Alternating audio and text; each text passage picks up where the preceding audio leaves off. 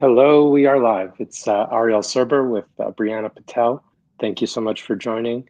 We're really here to talk about and really want to get right into it um, because we have a lot to cover. Breana sits at the intersection of health, wealth, longevity, uh, you know, technology and AI and everything developing there. So I'm really excited to hear her perspective, point of view, just on that alone, but also the fact that she's an entrepreneur and building a business and has built businesses before and brings that experience to the table. So I definitely want us all to hear and learn about it. And if you're out there, ask some questions and engage with us. So we get a sense of where you're at, and then we can actually, maybe in real time dive into what's of interest to you. So, Breana, why don't you introduce yourself and get into a little bit about your background and what you're working on right now. Yeah, thank you, Ariel, for having me. Hey, everyone. Thanks for jumping in here. It's great to see you. My work started in finance and banking. So I worked across tier one banks, started with Deutsche, then Morgan Stanley, and later spent years building a consulting business that um, worked building complex technology, risk, and operational transformations for highly regulated environments. Um, Through this first company is when I had the first exposure of building a software for case management for Department for the Aging. And that gave me a front row seat into how aging and healthcare actually operate. So not how they look from a pitch deck or a strategy presentation from a conference room. And I saw that caregivers were doing extraordinary amount of work inside the systems that gave them oftentimes a lot of fragmented, delayed, and incomplete information. So OWL is a product of seeing that problem up close years before I started building it. So that's a little bit about me. Got it. So that's interesting. So you're saying you were able to sort of put the ideas together, but now what's the sort of why now? Is it because the technology is able to actually meet the needs of this population, solve the problem? Is that part of it? There are a lot of forces that really need to have something like this right now. One major force being the exponential increase in the aging population. UN has projected that by 2050, 1 in 6 adults is going to be above the age of 65. And when adults are growing above the age of 65, there's a lot of times there will be decline in the health. The society is not designed for longevity and aging population. The other is, of course, there's a lot of tremendous progress that we've made towards technology. So technology enablement makes it easier to integrate all of these silos and get information ahead of time. And third is also that there are a lot of regulatory changes that are happening right now with CMS, Center for Medicaid, Medicare, that have made this possible and made this the right time to go after this opportunity to address all of these issues with like staffing shortages and high clinician to patient ratio, or building products that are personalized to the population above the age of 65, not bucketing everyone in like one bucket, because everyone's needs are different and personalization is very much important. So all of these Right. factors combined make it like the right time. Yeah. Well, to try to bucket everyone 65 and above within the same, as if they're all the same, is completely like you'll have some people that are still working and some people that are fully retired and some people that are in very good health and some people that have always had health problems all along the way, Yeah. whether it's their, you know, decisions or, how they take care of themselves, or it's just genetics and the fact that things happen. But it's interesting that you mentioned is it 1 in 6, 1 in 7 will be above 65. That's something we don't really wrap our minds around. How does that affect a family and a business? Whether um, it's it's people are aging, and maybe they're having a tough time finding new talent, or people want to work longer because they see, oh, we're going to have to stay solvent in retirement for probably a very long time. Yeah, I think the impact is not just for one generation, it's intergenerational. Now, when we say that 1 in 6 adults globally are going to be above the age of 65 by 2050, um, we should see the impact that it creates on the entire spectrum of the ages and organization and enterprises. And what I mean by that is, let's say a simple example of Italy. um, they have a very high aging population, but these are not just receivers of care. They are providers for wealth and stability to the sandwich generation, which is children who take care of this aging parents to provide them wealth or housing or childcare. So if, say, something happens to them, and the society is not designed to manage these older adults in a way where they might experience some kind of an event, then that's going to impact the entire generation and also going to have a financial impact. So I see that as an interconnected thing that's going to have an impact across. Yeah, and you said we're not set up as a society, and also even just how we are living. Forget outside of our homes, but even in our homes, the fact that there's probably, I don't know. I'm just going to throw it out there. I assume most homes that people have been living in have stairs, and that becomes harder to you know go up, and so that's going to affect just the real day to day, Yeah. just course of living, and all of that. So how can we as individuals think, I guess, locally and globally about uh, adjusting to a new reality? And that's not even before that's before even talking about the technology behind what you're working on.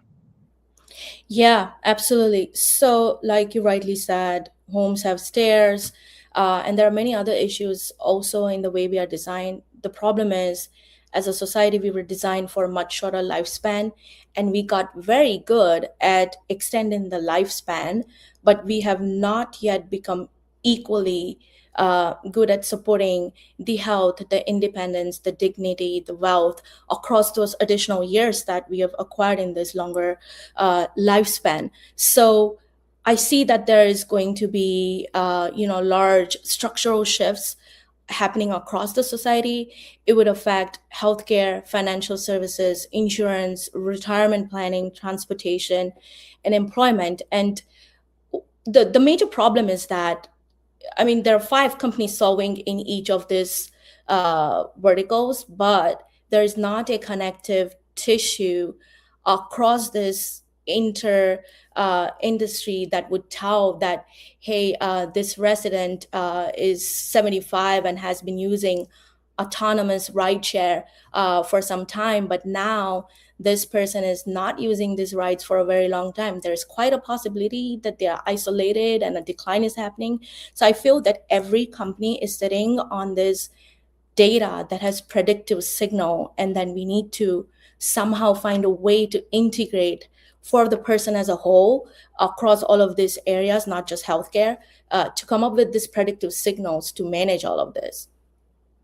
So long story short, we don't have to get into the weeds of the technology, but that's what you're building within your AI. Plus, I assume you have other stakeholders that you are, going to partner with and learn from and learn with.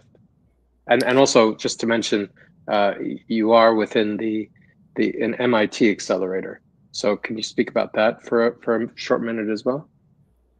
Yeah, so we're a MIT Startup Exchange portfolio company, and we are building for the care delivery from the healthcare side of the problem for older adults with multiple chronic condition in post acute setting. Um, And the question was that how are we using AI for multiple stakeholders? Um, so where we did not start with a notion that, okay, the population is aging, let's go ahead and start using AI. Before we even started building, writing a line of code, we spent time inside the facilities, and with the caregivers, to see how the care was actually being delivered in real time, in the real setting, because technology fails in the real setting, and it excels in demos. So one of the first case studies that we I learned out of my program at MIT was about redesigning a shopping cart by this company called IDEO. And what they did is they had all these experts like psychologists, ethnographers, designers, and technologists gathered together and just go to various supermarkets and watch how people shopped. What were the real friction in their workflows of how they shopped for items and put the items on the cart and all of that, and then they came up with the shopping cart design. So we employed the same ideology into building OWL as well. We did a rigorous primary market research. I myself, like after MIT, I worked in a rehabilitation facility to see what was the environment like in terms of delivering the care, what were the issues, and we gathered a lot of core insights by building inside the facilities with the partnership of the clinicians, and talking to a lot of healthcare stakeholders. So I think that is very important when designing AI or any kind of technology, because technology comes in the end. It is really getting an expert in understanding what is the problem and where can we connect the gaps, and then technology becomes an enablement. Got it. And what about this problem spoke to you? Because I feel like every entrepreneur that goes into some field like this, you really have to, as you've just said, you get into the vertical and you understand every step along the way. But do you have a personal connection as well, where it sort of becomes part of your story? Yeah, so I had both personal and professional connection. When I sold my first company, while I was in the MIT program, I was looking to build something that would have direct impact on humans' lives. And at the same time, I had a family member who was in a facility, experienced decline, and no one actually knew what had happened to her. And so this was always in the back of my mind.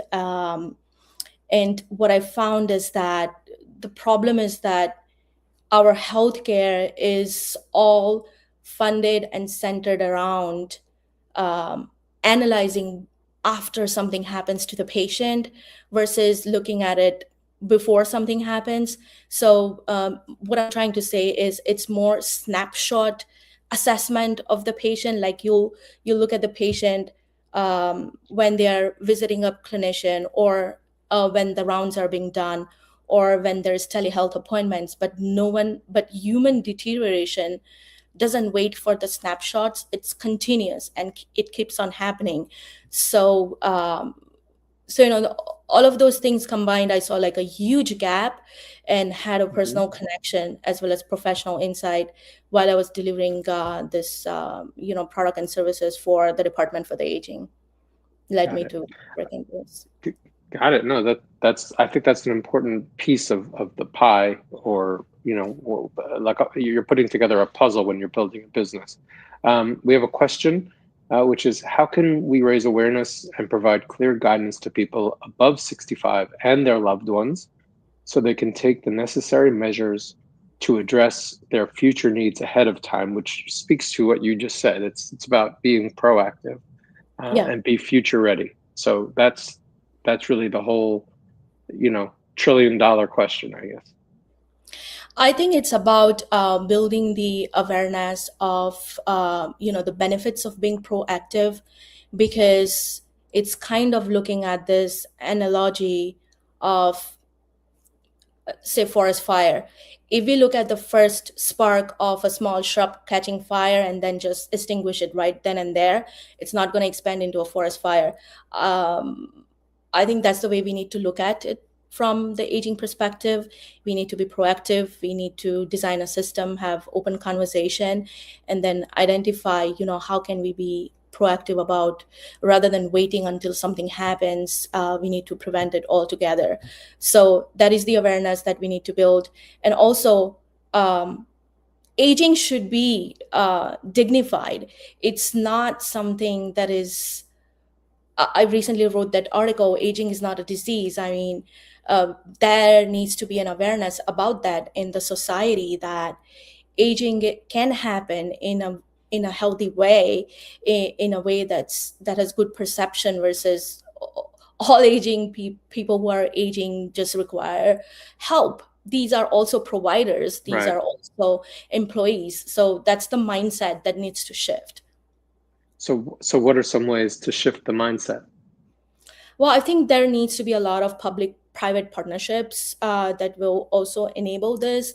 There are many countries who have, or many longevity hubs who have been successful in doing this, where they have certain kinds of programs or participation from intergenerational family members and the other stakeholders of the society to work together to address these kinds of mindset and the challenges, challenge the thinking, the traditional way of thinking that aging means decline and they only need care. um, there are a Right. lot of organizations creating opportunities for the aging workforce.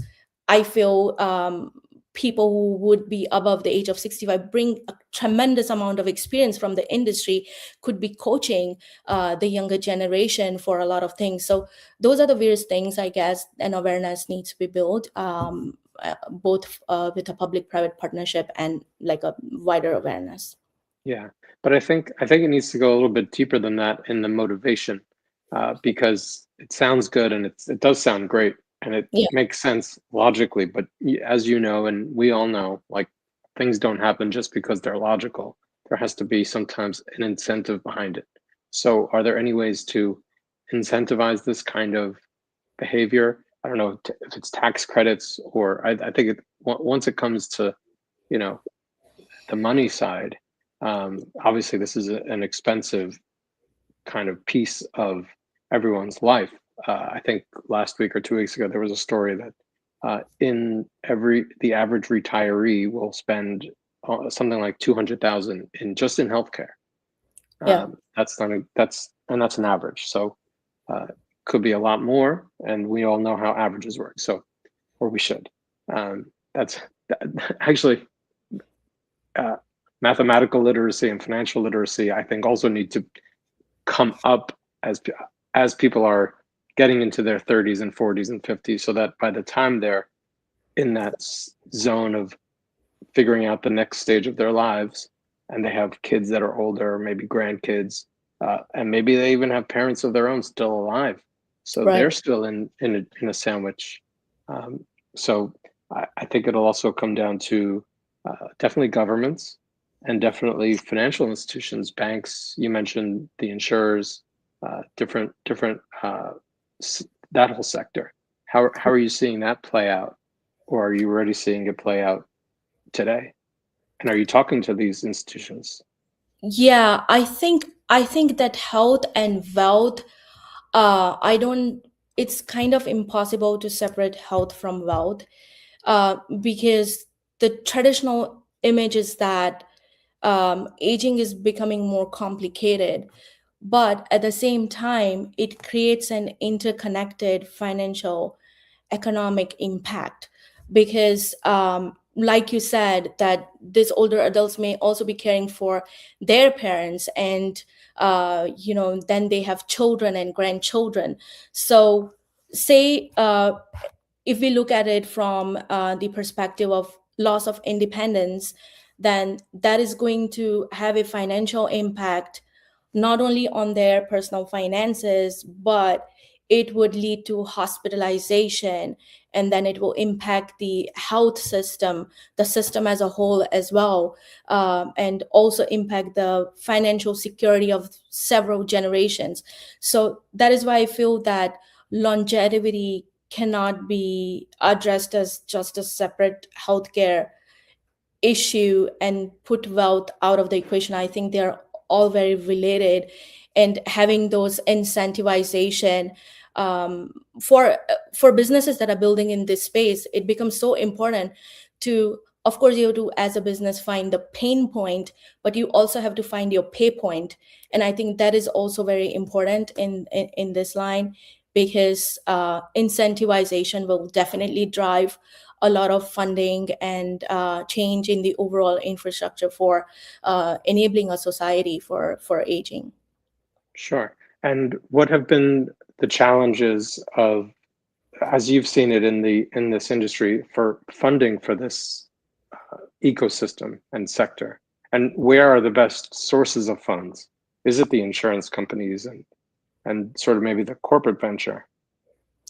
There's a combination of funding opportunities. There are a lot of venture capitalist firms that specialize in longevity, aging, post acute care. Um, that is one opportunity. There are a lot of foundations doing great work in this area as well. And then there are government grants. There are various, SBIR opportunities as well to apply for. So those are, various dilutive, non-dilutive opportunities for funding. Mhm. And what was your second question about? I don't remember. But let's talk about the technology angle, because that is changing people's lives and businesses and how, and I'm sure you're seeing it in the hospitals and facilities. How is it changing uh, the care and the processing and the work We're we're overall? still we're still trying to change. So Mhm. the issue is that a lot of technological advancement happened in acute care, with all these large amounts of budget and reimbursements backing the acute care. So post Mhm. acute care becomes the most underbuilt segment within the healthcare. And so we're in 2026 and still using technology from 1960s. So we're still changing. We are not there yet, but there's more awareness about, how this industry or segment needs to innovate and needs the tools that will empower the caregivers or the clinicians to provide better care, and also at the same time help address the overburden and the burnout on these caregivers, because these are the facilities that are experiencing the highest pain. The frontline caregiving staff to patient ratio is a lot of times one clinician to 40 patients, and that becomes Yeah, physically impossible to provide care for 40 patients in one shift with the same amount of attention. So technology will help in this, where it will help address the top three questions, which is what is happening right now, who needs my attention, and what can I delegate to take off some workload from my plate.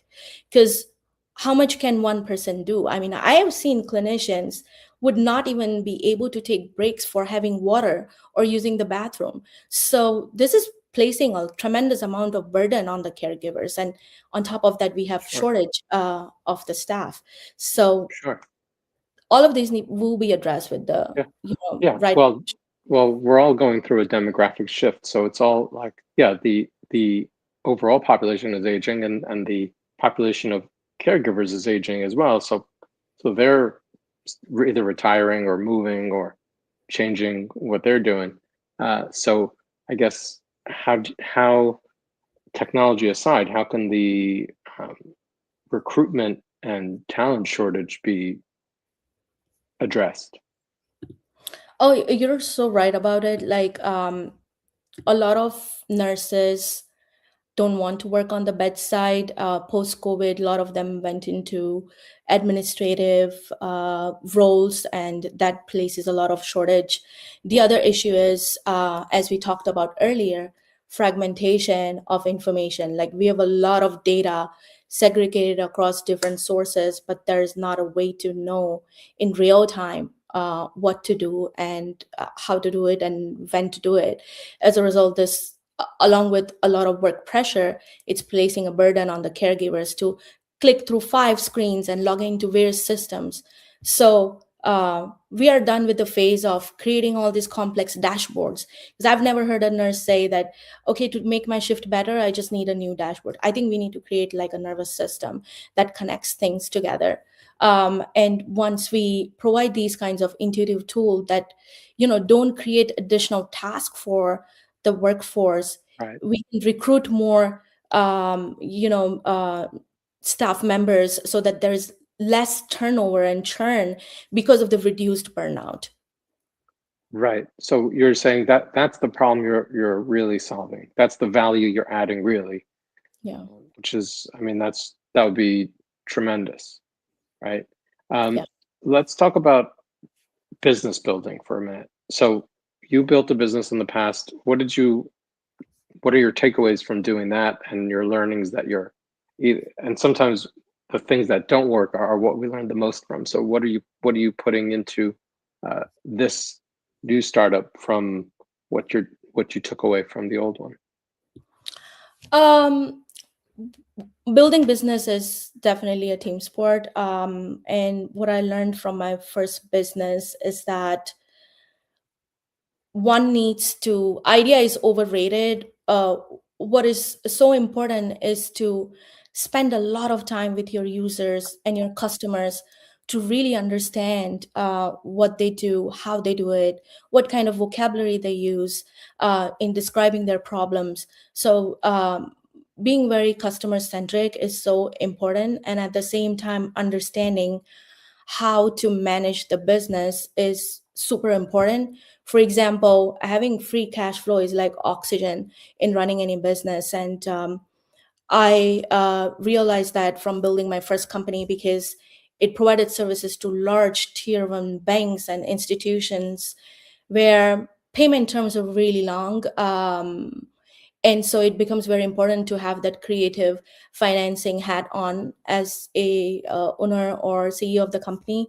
So those are some of the things that I've learned that I brought on to this next company that I'm building. Yeah. And it sounds like you're doing that when you talk about going into the facilities and really understanding what's been the feedback that you've received from well, if you've had any, pilots or test runs and the reaction that you're getting and the and how are you plugging that back into, you know, either pivoting or changing, from because no company is a fixed in a Yeah, fixed position forever. It's always yeah, evolving. absolutely. You're absolutely right about that. And if you're fixed, then you're going to be outdated. So we Sure. follow the approach of systems thinking to this, where we have a continuous feedback loop from the customers that we are interacting with and that are using our product to build into the system the user insights. So we are constantly pivoting, as you say. We have a culture of constant pivot and constant listening to the customers. um, from a pilot perspective, we our first pilot was with a facility in New York, where we were able to attain 90% accuracy in early warning signs that we were providing in patient decline. But at the same time, we were able to save a lot of caregiver hours for Hmm. that facility. And that was a huge win, because now people could take a break, have water, or spend more time on actual human care. Um, and of course, the insights that we learned is AI is never going to replace clinicians. Humans are going to be at the center of care and making judgments in the real clinical environment. It's just that AI or other technologies will just help to bring that judgment way earlier so that we could have take steps for prevention and prediction of certain kinds of conditions that could happen to patient and elevate the quality of care, as a result the financial impact on the facility as a whole. Yeah, that's a great pitch, I would say. So, so what's the next step? What are you up to next? And maybe what else are you working on in addition to, because I know you're doing other either um, panels or events and things like that. Yeah, so the next for us is to get more clinical validations, and having more users use our technology, validate it for us, and publish like structured clinical outcomes. Um, I speak and write about how to build companies on X, and various events. So that is something that I'm really passionate about. Entrepreneurship at MIT, I was president of the entrepreneurship Sloan Entrepreneurship Club for impact on society. So this has been something very close to my heart, because I feel that building businesses and entrepreneurship can really have a greater impact on the society when you're tied to a cause to make a change in someone's life or society or a system as a whole. So that is what I'm looking forward to continuing doing. And yeah, now we're looking to speak with people who are healthcare leaders, facility owners, or experts in this industry to uh, not only provide us insight but also to challenge our thinking from time to time, Of because course. where you can have a growth mindset of how can we actually be successful in solving this problem. Right, right. Do well and do good, you know? So um, that's amazing. So how has community been a factor in getting to where your business is so far? Community has been the biggest impact for where we have gotten this far. And I had connections with the aging market from my previous business, but played a very big role into how I got into this, solving this problem, and how I connect with people. Like our program, which is Executive MBA, is for mid-level career professionals who are working in full-time jobs. And a lot of people in this program come from vast variety of industries. Like there are surgeons, dentists, people from mining, oil and gas, and there's this intersectional thinking of how you can apply cross industry experience into solving various problems in a creative way. So that has really played an important role of how I think and approach certain things. And of course the ecosystem is very well connected, with various programs across the ecosystem where we could tap into entrepreneurial opportunities and connect with people. And outside of MIT also, people are, when you approach someone asking for insight, help and advice, I have never received a no. Everyone is willing to Mm, help, because no one says no. I would not give you advice just because I'm a healthcare expert. So, being able to approach people and ask for help has always been very yeah, helpful. So I'm really grateful yeah. for that.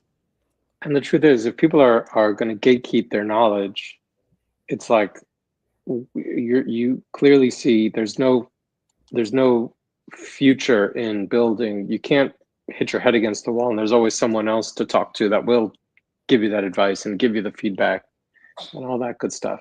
And that's amazing. And hopefully this community can help support. And if there's any introductions, that would be tremendous. I always ask this: who is one person you would like to maybe have this conversation about, whether it's about entrepreneurship and business, or it could be about specifically the longevity and uh, you know developing programs in that area. Who would you want to talk to about it from now or the past? From past, like a historical figure, I think it would be Leonardo da Vinci. And why I say that is because he operated at the intersection of human anatomy, engineering, design, human operation, observation, and art.